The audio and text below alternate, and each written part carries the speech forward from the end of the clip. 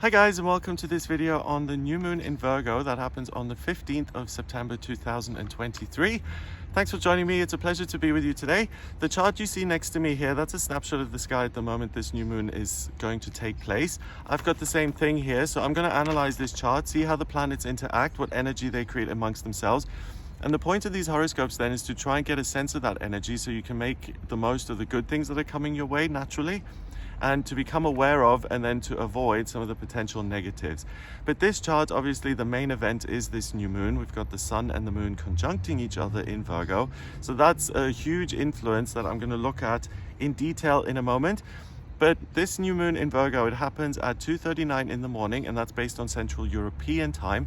If you're west of Europe in North or South America, it'll happen late in the evening on the 14th of September. If you're east of Europe, then it will happen later on during the day on the 15th. I always mention this, but I think it's important to say a new moon and a full moon, I always interpret those as being 3-day events, because the moon moves gradually and gets fuller or it wanes away into being pitch black as it is during this new moon. So I think you'll feel the effects of this on the 14th, 15th and 16th, so don't get too hung up on the time zones. So let's have a look at what the moon is doing then. So first of all, the moon is in itself, I always interpret as the home. It's what gives you a sense of belonging. It's what puts you at ease emotionally. It's your intuition. It's really your heart. The sun is your head, what you're striving towards, what empowers you.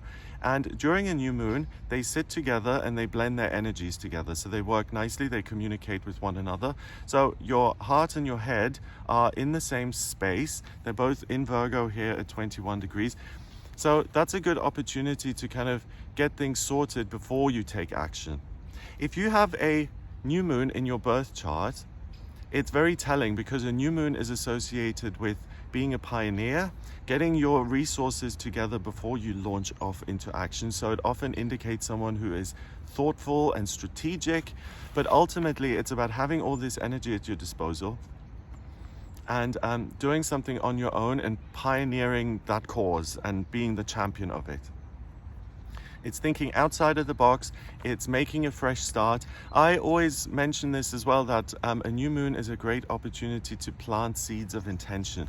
And it really encapsulates the energy really nicely, because it is about having that quiet space of the moon not being showy. It's not up in the sky. It goes inwards, right?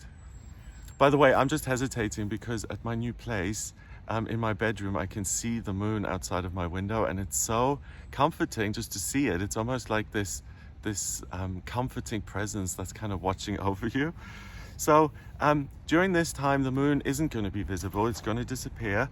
And your focus as well is likely to go inwards, and it's likely to say, okay, I've assessed the situation. Where am I going to plant these seeds, and what do I want to devote myself to, and what do I want to grow in the next 28 days?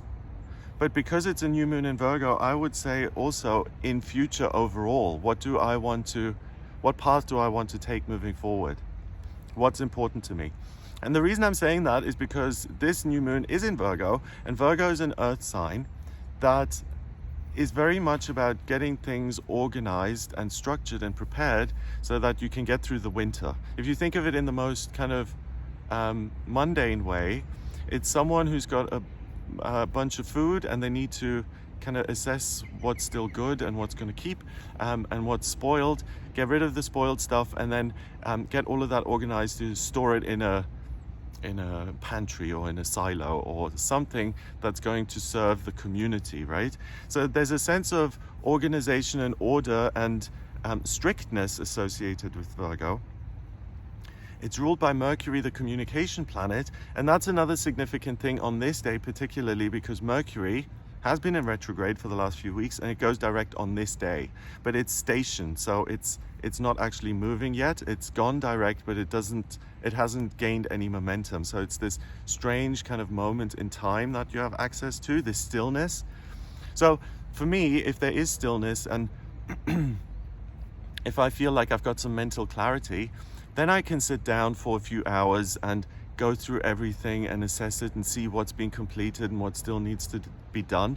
And that process can often leave me feeling very settled and organized and prepared for what's ahead. So that's what this new moon in Mercury will allow you to do, is really get things structured nicely so that you feel comfortable with them. But like I said, with the Mercury and with this being a new moon, I think there's more of an opportunity to expand that thing that's being assessed, and to, what am I trying to say? I'm trying to say have a genuine breakthrough. So instead of just being concerned with your schedule and if I've done the shopping for the week, this is very much about how can I get myself and my life in order. And it's about having the power to do that. That's quite an interesting topic in and of itself. For instance, if you're in one of the recovery programs, the first step there is to admit that you're powerless over something, that you cannot manage your life anymore because this thing has got the better of you. And then ultimately to surrender and to let go of that, or to find a way of letting go of it, and to rely on some sort of different power, or something that genuinely gives you power instead of perceived power, right? So that question of, am I powerless in order to let go of something and then win, versus am I actually powerful? Can I take charge of this? Can I control it? Can I use my willpower to manage this thing? That's the question. Is this a battle I can win? Or is this something that I need to succumb to and find a way through, right? And that can apply to so many things in our lives. Like, for instance, if your relationships aren't working, you will have a choice. Is this something, maybe I have problems with relationships because maybe I'm socially awkward, or I live reclusively, I don't really interact a lot? Or is it something that I just need to accept? And that's where, again, in recovery, there's a serenity prayer, and it's all about having the wisdom to kind of know which situation is which. And this new moon in Virgo lands firmly on the side of, I understand myself and what's going on in my life. I can see it clearly, and with a perspective and a clarity that I haven't had access to in the past. So I've been in this situation for a while, I've grown up in it, and now I've got the perfect luxury of 20/20 hindsight, and I can assess what's going on. And then you also have the power and the ability to communicate with yourself in that quiet space, remember, of Mercury being stationed, to say, what genuine, life-changing, huge changes do I want to make in my everyday experience, so that I transform into the person I want to be, or I let go of something that doesn't work, or whatever the aim and the desire is to change. I mean, usually for us to change as people, the desire has to be very, very big, because most people don't like changing themselves. It's a lot of work, especially when you're working with your own mind and the place you live 24/7, right? Okay. So we've got the moon and the sun sitting together, so there's a nice dialogue between those.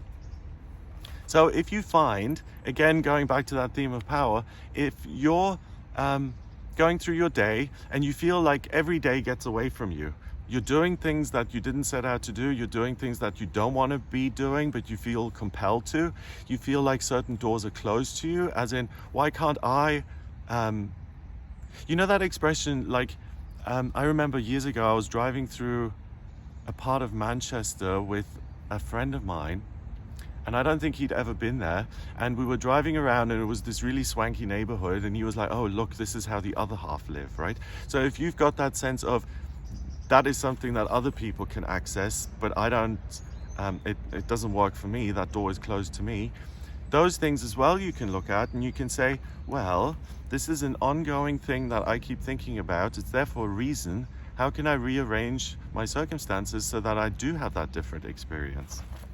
So I love this, because it's not just the everyday kind of grind of having enough and being organized and on time and communications and blah, blah, blah. It's ultimately the structure of your life and the way you organize your own experience, your own existence on this planet. So the scope is much bigger.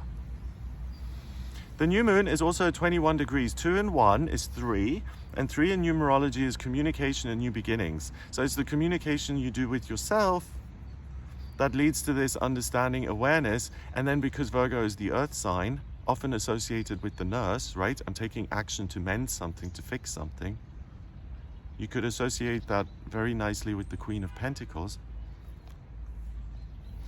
That gives you the action bit of this whole process, where I understand, I have a clear vision of what ought to be or where I want to be, and now I can take the steps to get there. The one thing I do have to say is that Virgo is not known for being super fun. And the way I've been talking, you can tell that, because it's not about, oh, let's party and be confident and talk to people. It's, what is life? You know, get your act together.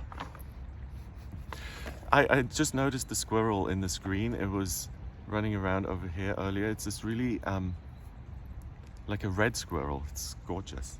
Okay, let's see. So the new moon then in itself forms relationships with other things in the chart. The most obvious one is it opposes Neptune in Pisces. So an opposition in the chart is this big line with two kind of circles in the middle, and it means that two planets or two things are 180 degrees away from each other, and it's a face-off, right? It's like a versus situation.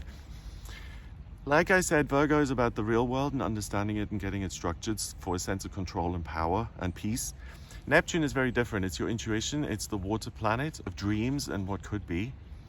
And it's in the sign that it rules, Pisces. So it's like a whole ocean of what could be. And it seems like it's that presence that you naturally understand is outside of your control because it's just too big. And it's at 26 degrees, 2 and 6 is 8. 8 in numerology is power and strength. So that's the face-off. Am I powerful? Am I not powerful? Is there some sort of bigger scheme for me, like a bigger plan for my life that I'm completely helpless against? Or do I have my own free will and agency to manifest whatever it is I want? And you know, please feel free to disagree with me in the comments, but I think both things are true, right?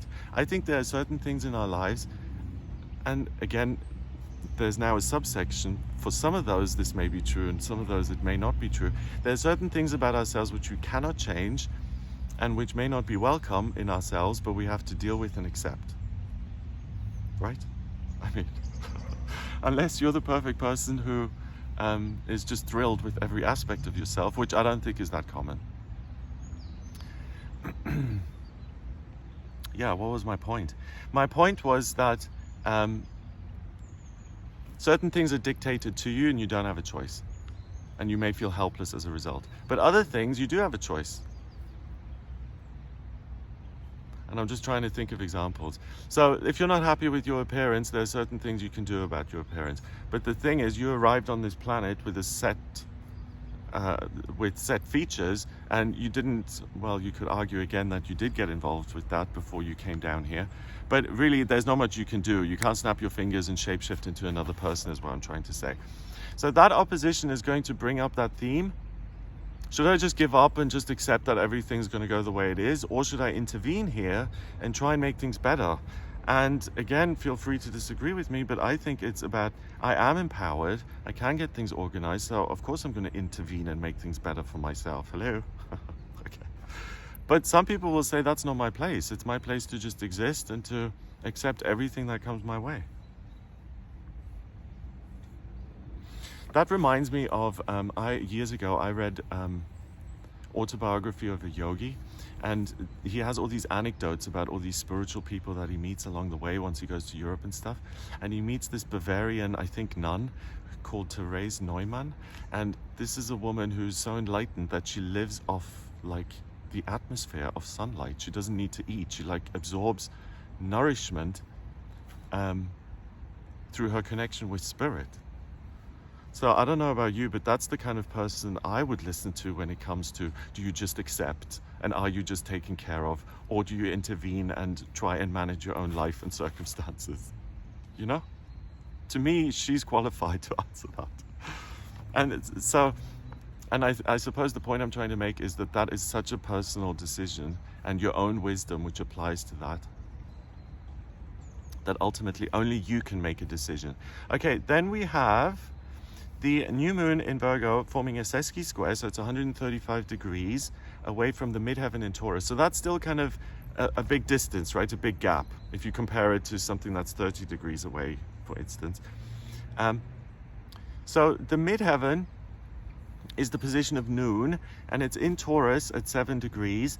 So it's kind of like your actual life is kind of just, again, it's drawing me to that still moment in time where it's like your circumstances are sitting back and they're kind of waiting for you and what you're going to do about the situation you're in your life. So I'm kind of lending human qualities to your circumstances that you've created in the past.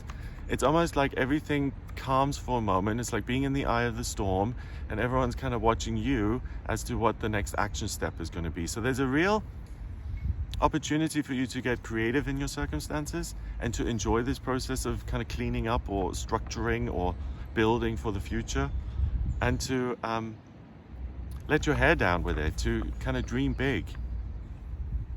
I read somewhere that for human beings, it's super important to have hopes and dreams. It's kind of what keeps us going. If you feel that every door is closed to you, then it becomes very difficult to do anything.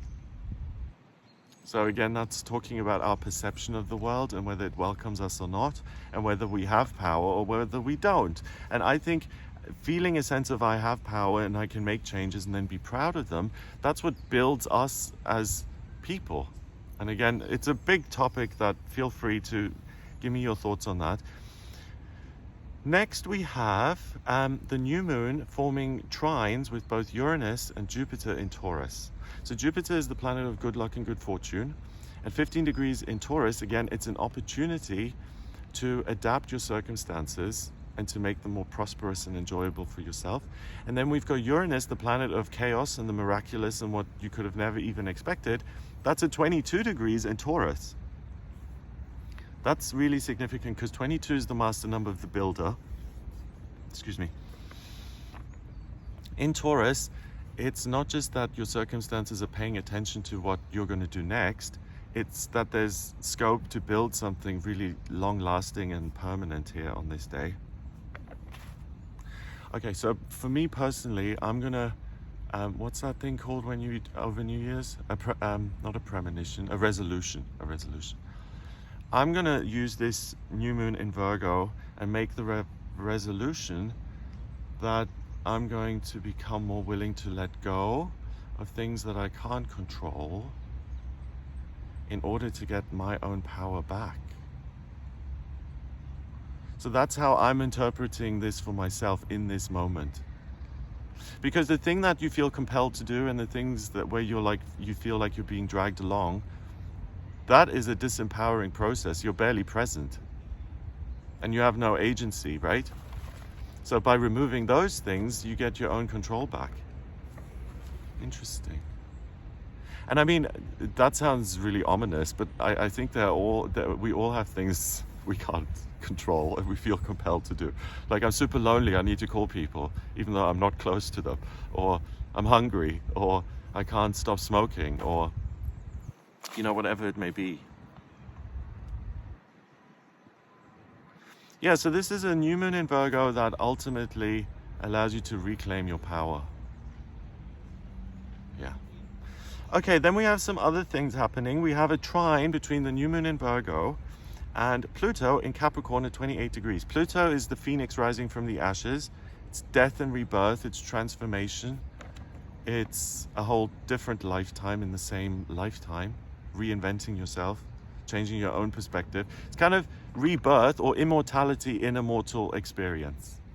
So I can be as many versions of myself as I can imagine. At 28 degrees in Capricorn, it's saying, hey, what are you transforming when it comes to your work or what you're working towards or what you really devote your energy to? So these understandings of yourself, the clarity, it most certainly can then affect your work and how you see yourself operating in that sector in the future. If you've considered becoming self-employed, you're employed right now and you want to become self-employed, this is a great day to look at that again and to really get a sense of certainty around it. Okay, so I mentioned that the new moon trines Uranus and Jupiter in Taurus, right? And that it also trines Pluto in Capricorn. But then Pluto in Capricorn trines Uranus and Jupiter, and they create all 5 of these things they create this big blue triangle at the center of the chart. This big blue triangle is called a grand trine, and a grand trine is always an area of real talent. And it's in the element of earth here. Earth is something that just lies there. It's pretty passive. It's solid, you can put your feet on it, but if you're asking for it to kind of work with you, you're not going to get much, right? You need to get a shovel, you need to uproot it, then you need to plant seeds and wait a while for things to grow. So it's a slow moving kind of thing. So Virgo is the organization of the physical world. Taurus is control of that physical world and creativity and making it more beautiful. And Capricorn is working through it or with it to attain and build. So you've got a real talent in, you've got a talent as the builder. So you can build whatever you want, and you've got all the right information that is required to build something really solid and where the angles are all correct and reliable. Then we've got two sextiles on top of one of the trines on one of the sides of this big blue triangle. And if you tilt your head a little bit, it looks like a kite. And it sextiles and peaks with Neptune at 26 degrees in Pisces. So the big talent here is, or a kite in itself, if you have a kite in your birth chart, first of all, that's super, super rare. And it means you have an exceptional talent. And usually what comes along with that is a big expectation to do something grand and the whole journey that involves. So there can be a sense of restlessness or dissatisfaction until you complete that talent, because on some level you'll feel that it's sitting there. And here we've got earth and water. So the kite here, the gift that can take off, is that rather than getting into a power struggle over, am I empowered, should I accept, shouldn't I, you know, the thing I mentioned earlier, it's use Neptune to really tap into your own truth and to say, this is what I feel and what I've seen internally for a while, and let me just assume that I'm meant to do this. So it's not a power struggle, I'm taking guidance from the higher realms, so let me take practical action steps around that and not even go into the question of power, because of course I have the power. So again, I'm saying, yes, don't accept everything as it is. Use your willpower to adapt and make changes happen. I, again, feel like that's the best way to use this and the best way forward. Let's see if there's anything else.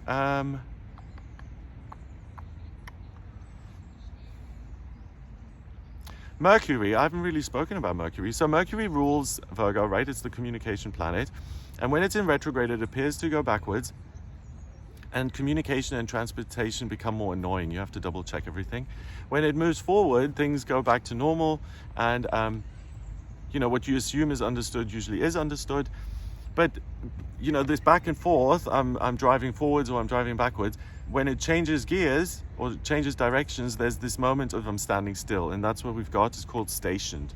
So Mercury is at 8 degrees in Virgo, power. In the sign that it rules, I want to understand and learn and organize. Stationed. It's the perfect moment of being able to make huge decisions in your own life.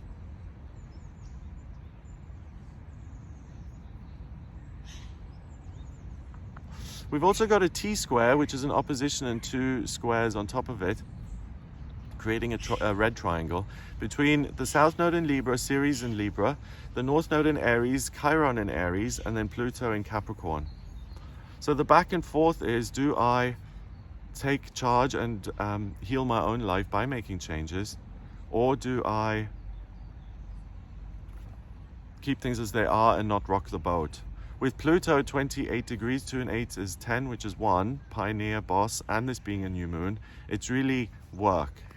If there is a question of, do I sit back, do I lean in and do everything you can to affect change in your own life, it will have a positive outcome.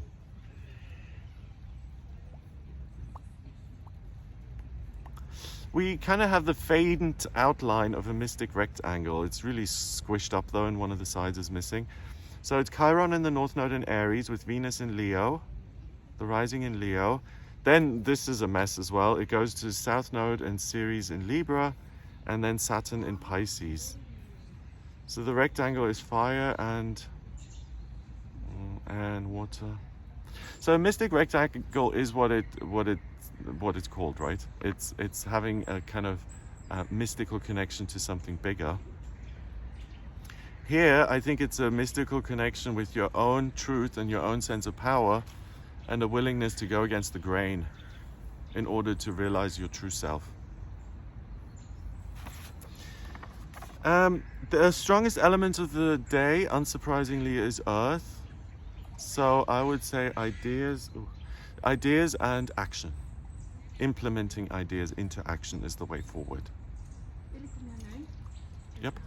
Okay, so that's what I get for you here during this new moon in Virgo. I hope that gives you an idea of what you'll be working with. If you would like a personal reading with me, please get in touch via my website. It's gregoryscott.com. On the front page, scroll down a little bit until you get to the button that says book your reading. Click on that to order your reading with me. In my personal readings, I use astrology, the tarot, numerology, as well as my intuition. I combine all those things to answer any questions you may have. And when I draw up your birth charts, I have a chart exactly like this one, and that's a snapshot of the sky at the moment you were born. So I analyze that same way: life purpose, vocational aptitudes, relationships, finance. And then I use the transits and the progress chart to see what's coming up in future, and the astrocartography if there are questions around specific locations and how they all influence you.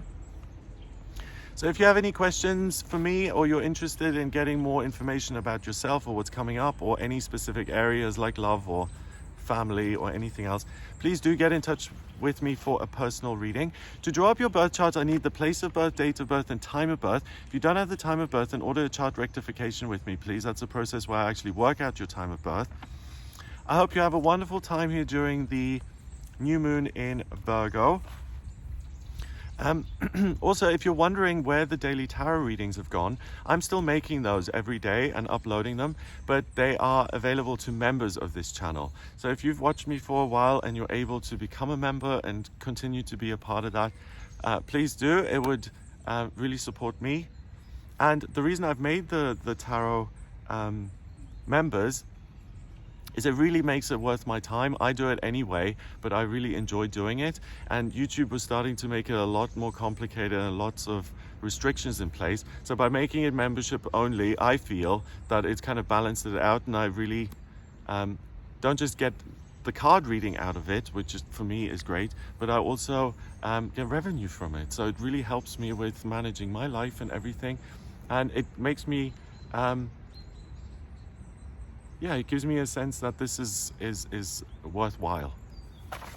So, for what that's worth. I'm sure I could have put that simpler and not waffled as much. So I hope this gives you an idea. Have a fabulous time, and I'll speak to you soon. Check out the weekly horoscope as well. That's where I go through each day of the week to see what the planets are doing there, despite, not just these big events. And yeah, I'll be in touch. All the best. Take care.